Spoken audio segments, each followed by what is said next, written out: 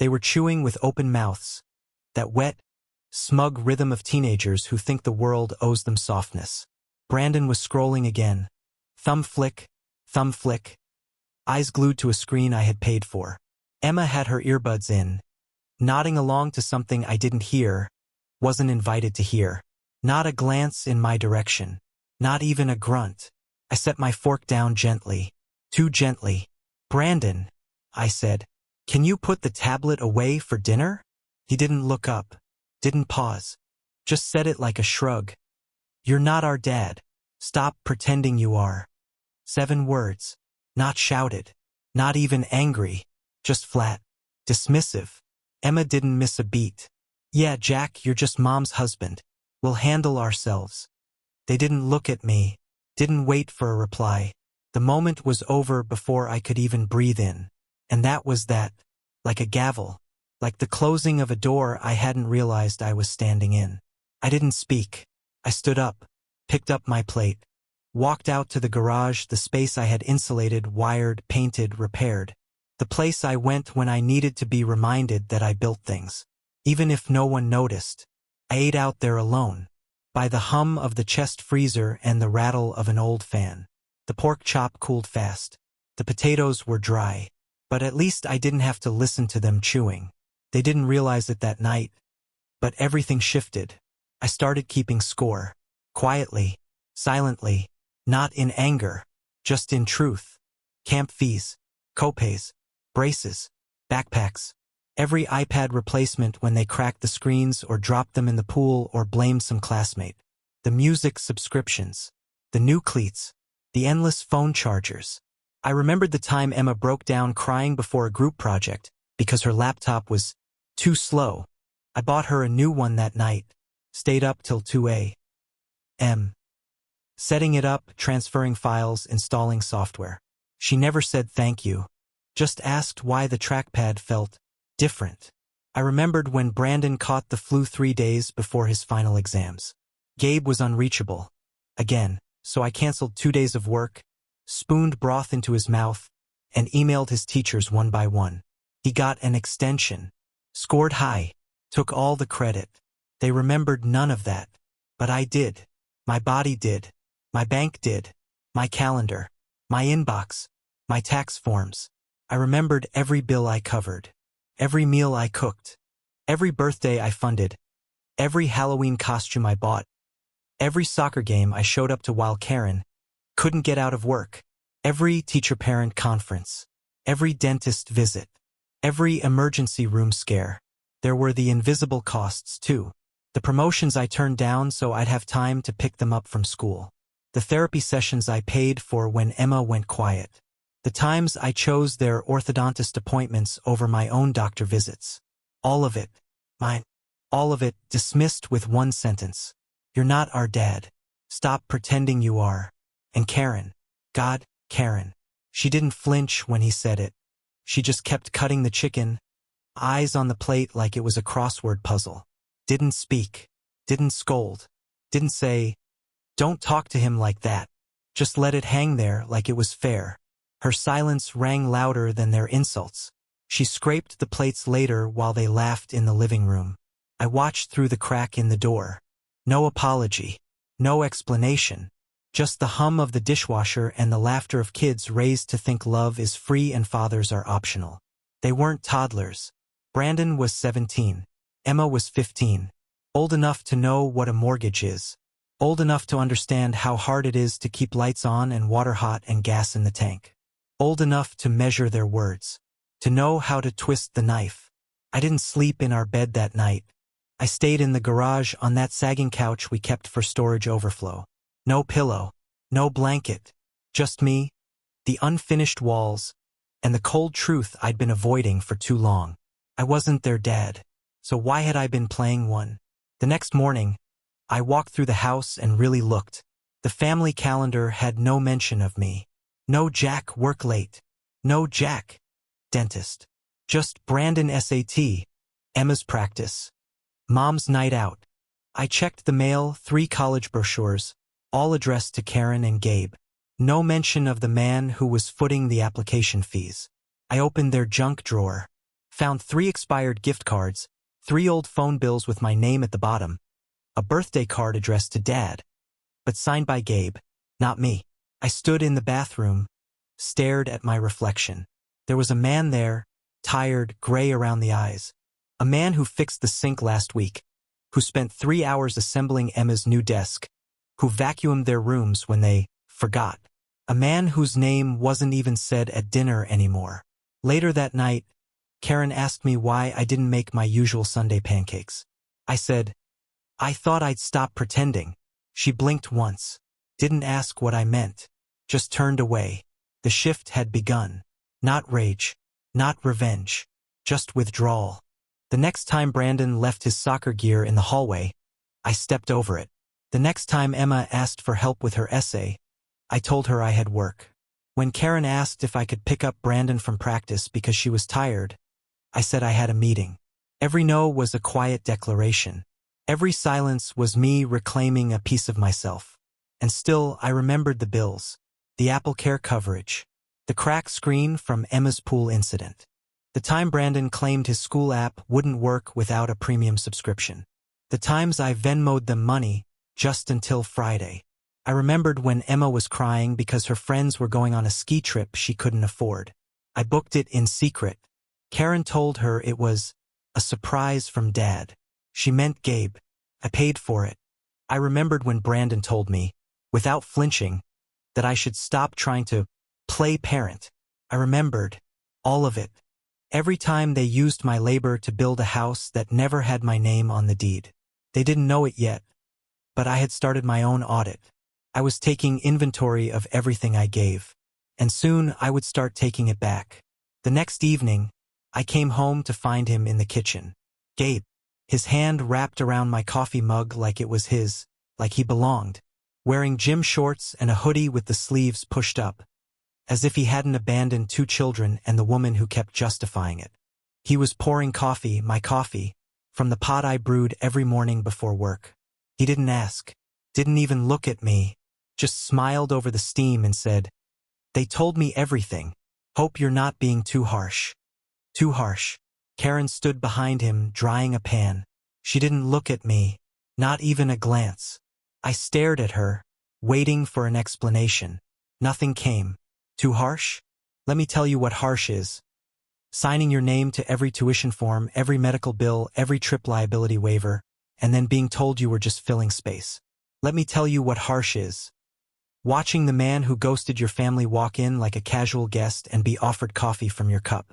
I didn't answer him. I didn't trust what I might say.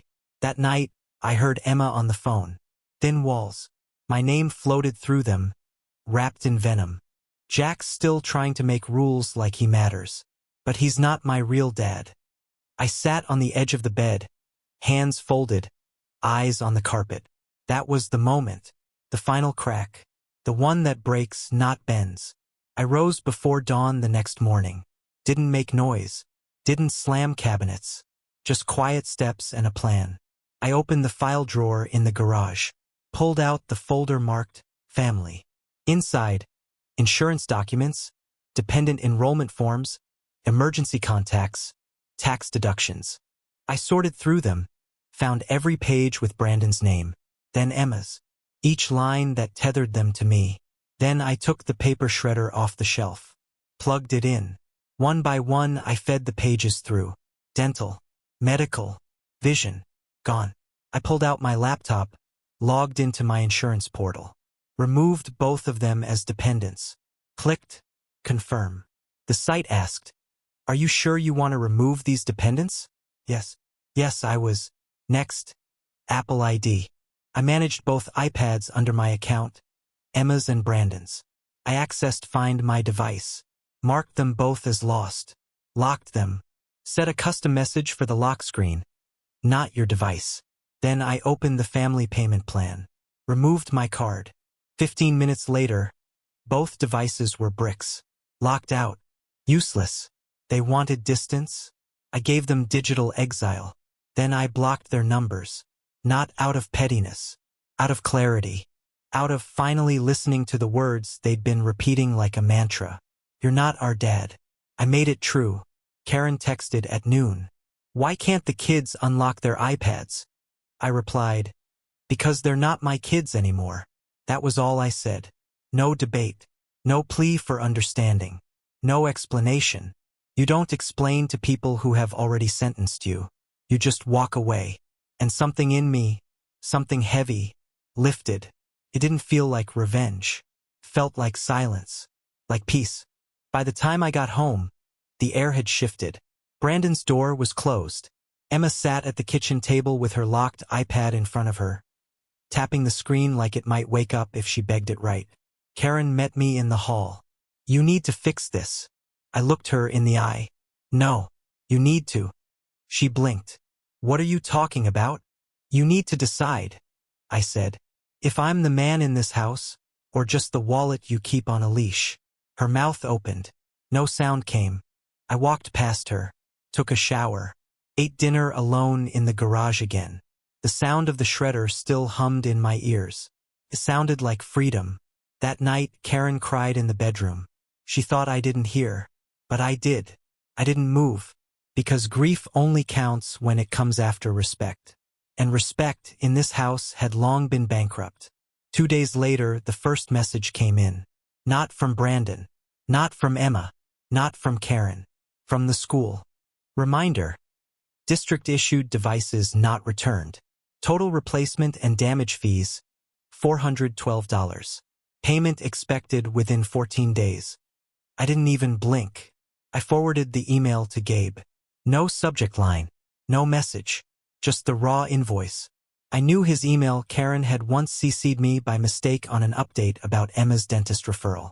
So I sent it to him, then deleted it from my inbox. Didn't even wait to see if it bounced. I never opened another school message again. 3 days passed in silence. Then came the calls. Not from their phones, I had those numbers blocked. But I didn't recognize the new one when it rang at 4:38 p.m. Emma. I let it buzz through. Brandon tried 2 hours later.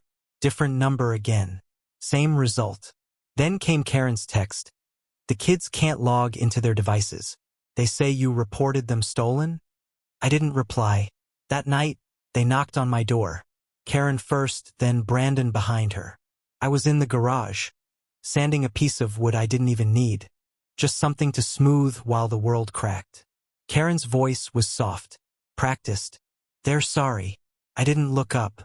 They didn't mean what they said. I kept sanding. Brandon spoke up, voice less sure than usual. Come on, man. You're really gonna act like this over one sentence? I looked up at him, finally, and saw it. Panic. Not regret. Not love. Panic. I wiped my hands on a rag and walked past them into the house. The next morning, Emma had her backpack open at the dining table, trying to fill out some form on a locked iPad. She saw me and froze. Jack! Her voice cracked. I'm really sorry, okay? It was stupid. I made coffee, stirred in creamer, sat down across from her. Do you know why I locked them? I asked. She shook her head, her voice barely audible.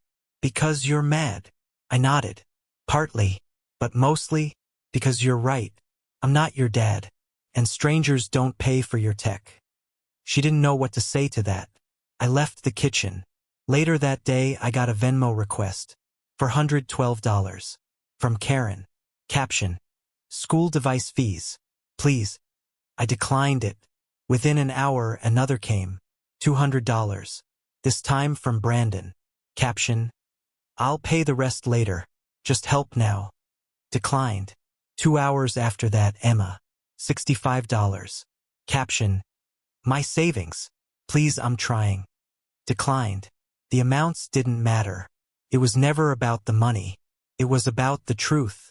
I had been told I wasn't needed. Now they needed me. They thought the net would always be there, even after they spit on the hands that wove it. I stopped answering every message. Stopped reading the texts. Let the apologies pile up like junk mail. Some were angry. Some were pleading. You're being petty. You're acting like a child. You're ruining everything. Then slowly they softened. You're right. We didn't mean it. We were just mad. Please help. But I didn't. Because when someone slams the door in your face, They don't get to act shocked when it stays closed. The following week, Brandon cornered me in the driveway. "Can't you just undo the lock?" he asked, voice trembling. "We need the devices for school. We're gonna get suspended." I raised an eyebrow. "Suspended for what?" He hesitated. "For not turning them in." I nodded slowly. "Ah, so now the consequences matter." He looked at the ground, kicked a pebble. "I didn't mean it like that. When I said it, I was just pissed." "But you said it," I replied. "Yeah," he whispered. "And you meant it." He didn't answer. I walked inside. That night, Karen exploded. "You've made your point?" she shouted from the hallway. Fists clenched, eyes wild. "They're scared. They've apologized." "Enough." I stayed calm. "You stood there, in the kitchen, when Gabe drank from my mug, and you said nothing." Her face tightened. "It wasn't like that." "It was exactly like that," I said. "You watched them strip me of every ounce of authority I had, and you nodded along with your silence. They're kids. They're nearly adults." She looked away. "You could have defended me," I said, "even once, but you let them treat me like furniture." Her voice dropped. "I didn't think you'd take it this far." I laughed once, dry. "Neither did I." There was no more shouting, just distance. Emma stopped trying. Brandon stopped speaking. Karen slept on the edge of the bed, facing the wall. I began coming home later, sitting in my truck longer, avoiding the house that used to feel like mine. But something else began too. A new kind of silence. One I chose. Not the silence of exclusion.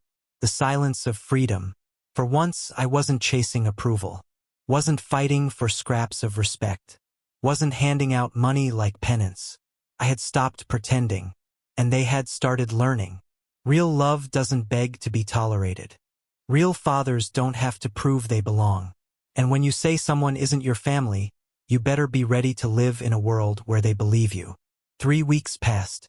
No more Venmo requests. No new numbers. Just silence. I got another email from the school. Final notice. Unpaid device fees. Further delays may impact graduation eligibility. I didn't forward this one. I deleted it. I stood at the kitchen sink that morning, sipping coffee from the mug Gabe once claimed with his bare hands. Emma walked past me without a word. Brandon was already outside, slamming the car door on his way to school, earbuds in, eyes locked forward. Karen pretended not to notice the tension, or maybe she'd gotten used to it. Maybe this was just our new choreography. Her in the bedroom, me in the garage, the kids floating through hallways like ghosts who couldn't make eye contact. That same day, the payment finally cleared. Gabe had borrowed money from his brother. That much I heard from Karen's muffled phone call 2 nights earlier. I didn't ask for details. I didn't need to. The iPads were returned. One was cracked. One was still locked. They placed them on the counter like cursed objects, wrapped in guilt. Neither kid said a word. I didn't unlock the remaining device. I didn't remove the lost status. I left it as it was, because I needed it there. As a reminder, not for them. For me. I needed to remember what it felt like to give and be erased. That week, the trash cans sat unrolled at the curb for 3 days. I used to be the one who brought them in rain or shine. I stopped. Let Brandon step around them. Let Emma pretend they weren't there. Karen asked once, softly, why they hadn't been rolled back. I shrugged.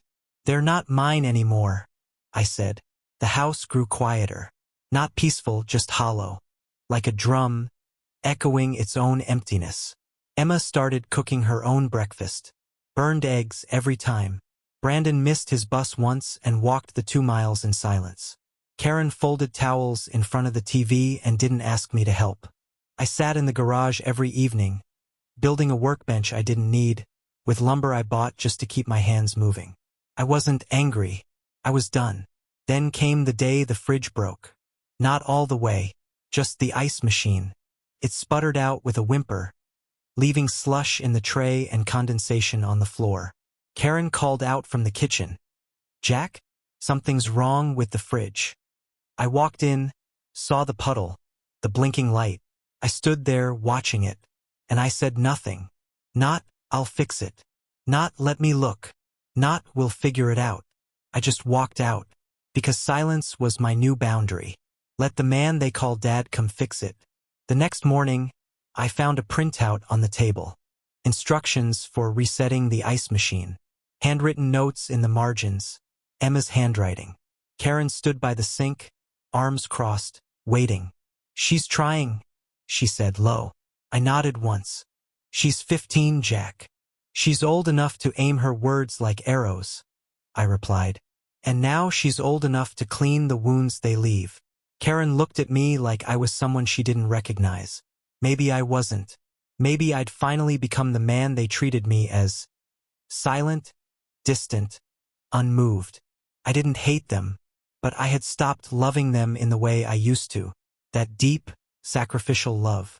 The love that kept paying and hoping and staying. That love was gone. What remained was a ledger. Every entry clear. Every cost marked. Every silence accounted for. I kept the shredded documents in a plastic bin. Tucked away but not thrown out. A graveyard of obligations I no longer carried. Proof of a version of myself that had died quietly with no eulogy.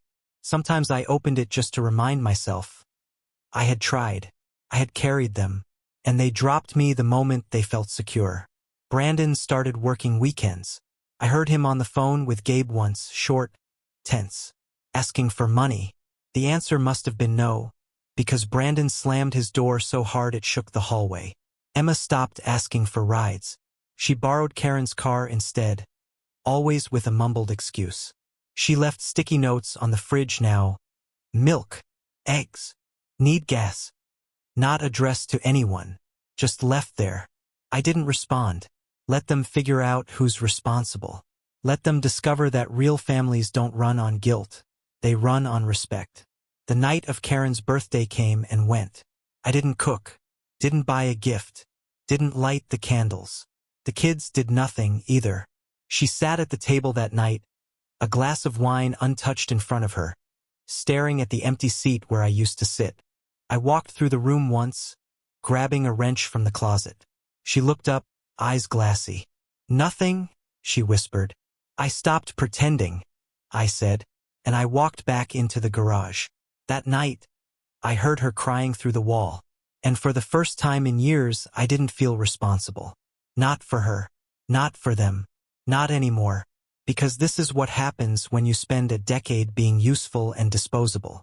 You learn that silence isn't cruelty, it's clarity. And now I live in silence. Not because I'm angry, because I'm free. And if they ever wonder why I don't come running again when things fall apart, they can reread their own words. "You're not our dad. You said it. I listened. And now you live in the house you built. One where I'm just a shadow in the garage, with no name on the bills and no hand on your shoulder. Only silence. Only the man you turned into a stranger."